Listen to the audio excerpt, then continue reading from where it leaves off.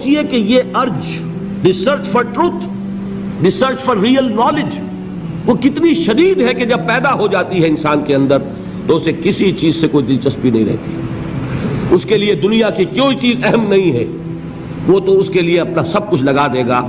He wants to know the truth، حقیقت کیا ہے۔ حضرت سلمان فارسی رضی اللہ تعالی عنہ کہاں پیدا ہوئے؟ ایران میں، فارسی ہے، باپ ایک بہت بڑے آتش کدے کا چیف پریسٹ تھا، سب سے بڑا پجاری، اور وہ ظاہر بات ہے کہ جب باپ اس منصب پر ہے تو باپ کے بعد بیٹا بیٹھے گا، کیریئر اس کے لیے روشن۔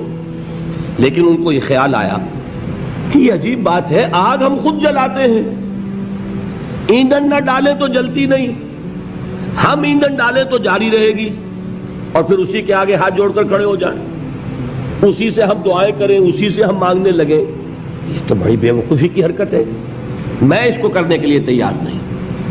آپ کو معلوم ہے he left his house, he left his country، گھر چھوڑا، ملک چھوڑا، کہاں گئے؟ شام۔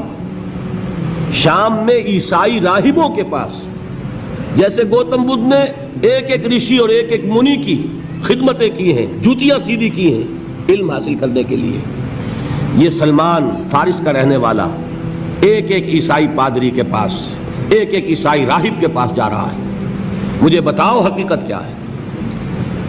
ایک سے کچھ حاصل کیا، دوسرے کے پاس گئے۔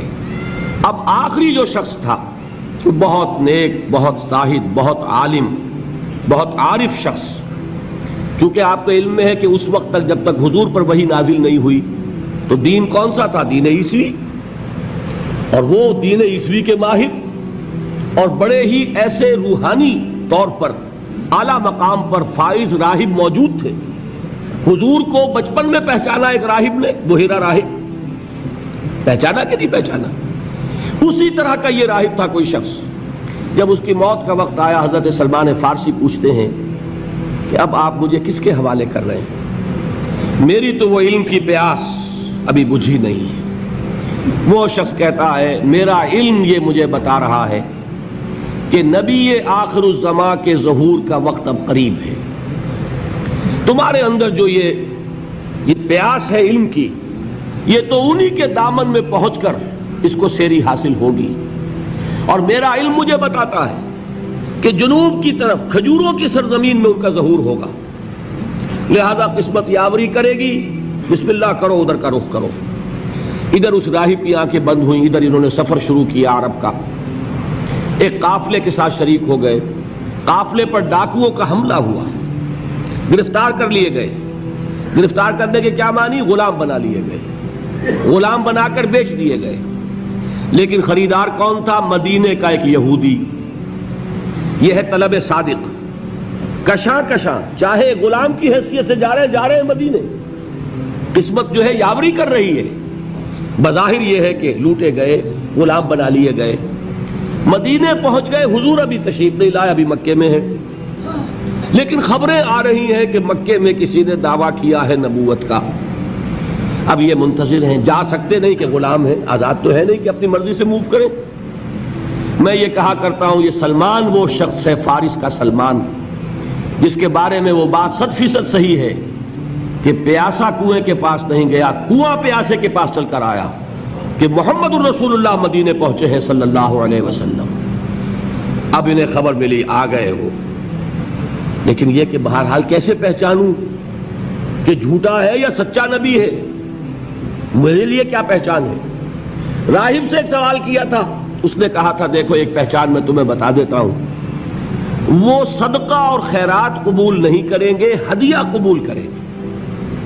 لہذا اب یہ چشم تصور ہی سے آپ دیکھیے کتنی منت سماجت کی ہوگی، اپنے اس یہودی آقا کی رخصت لی، ساتھ ہی کھجوریں کچھ حاصل کی، کھجوروں کو ٹوکری میں ڈالا، حضور کی خدمت میں پہنچ گئے۔ حضور نے سوال کیا کہ سلمان یہ کیا ہے؟ عرض کیا یہ صدقہ ہے، میں آپ کے لیے لایا ہوں۔ آپ نے فرمایا نہیں، صدقہ یہ غربا کا حق ہے، تقسیم کر دو، میں صدقہ نہیں لیتا۔ کچھ دنوں کا بیچ دے کر پھر وہی کام کیا، پھر کچھ کھجوریں لے کے حاضر ہوئے۔ کیا ہے؟ یہ ہدیہ ہے، آپ کی خدمت میں میں پیش کر رہا ہوں۔ فرمایا ہاں ہدیہ میں قبول کرتا ہوں، فوراً ایمان لائے، قدموں میں گر گئے۔ اب آپ بتائیے کہاں سے کہاں سلمان پہنچا ہے۔ اگر وہ بھی اپنے معاشرے میں جو چیز مانی جا رہی تھی اس کو مان کر اپنی زندگی بتا دیتا تو کیا محمد الرسول اللہ صلی اللہ علیہ وسلم کے قدموں تک پہنچنا نصیب ہوتا؟ یہ ہے وہ بات۔ اب اور مثالیں سن لیجئے۔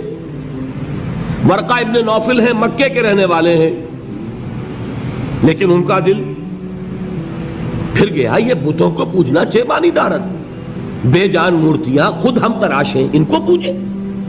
لہذا وہ اب حقیقت کی پیاس میں گئے کہاں؟ مکے سے چل کر شام پہنچے۔ اس وقت تک حضور تو پیدا تو ہو چکے ہیں، ولادت ہو چکی ہے، وحی کا آغاز نہیں ہوا۔ لہذا ورقہ کہاں پہنچے ہیں؟ شام۔ وہاں جا کر عیسائیت اختیار کرتے، وہی دین تھا اس وقت، جب تک وہی حضور پر نہیں آتی وہی دین ہے آسمانی۔ حضرت عیسیٰ علیہ السلام کی رسالت کا دور چل رہا ہے، اور اتنی مہارت حاصل کرتے ہیں کہ ان کے بارے میں آپ کو ملے گا روایات میں کان یکتب التوراۃ بالعبرانیہ، کہ حضرت ورقہ ابن نوفل عبرانی زبان میں تورات لکھا کرتے تھے۔ مکے میں عربی زبان کے لکھنے والے گنتی کے لوگ تھے، اور یہ عبرانی کی تعلیم حاصل کی انہوں نے، اتنے بڑے عالم۔ جب پہلی وحی آئی ہے تو حضرت خدیجہ حضور کو لے کر گئی ہیں انہی ورقہ ابن نوفل کے پاس کہ ذرا سنیے ان کے ساتھ کیا ماجرا پیش آیا ہے۔ حضور نے جب وہ واقعہ بیان کیا حضرت جبرائیل کی آمد کا، غار حرا کا جو واقعہ تھا، تو ورقہ ابن نوفل فرماتے ہیں کہ یہ وہی ناموس ہے جو موسیٰ پر نازل ہوا تھا، عیسیٰ پر نازل ہوا تھا، اور کاش کہ میں اس وقت تک زندہ رہوں جبکہ آپ کی قوم آپ کو مکے سے نکال دے گی۔ حضور حیران ہوئے، اوا مخرجیہم، کیا یہ مجھے نکال دیں گے؟ یہ تو مجھ سے بہت محبت کرتے ہیں، مجھے الصادق کہتے ہیں، الامین کہتے ہیں، میں ان کی آنکھوں کا تارا ہوں، یہ مجھے نکال دیں گے؟ حضرت ورقہ کہتے ہیں ہاں، یہ اللہ کا ایک پرانا قانون چلا رہا ہے، جو کوئی بھی حق کی دعوت دیتا ہے اس کی قوم اس کی دشمن ہو جاتی ہے، لہذا یہ واقعہ آپ کے ساتھ پیش آئے گا۔ کاش کہ میں اس وقت تک جوان ہوں جبکہ آپ کی قوم آپ کو یہاں سے نکالے گی تاکہ میں آپ کی کچھ مدد کر سکوں۔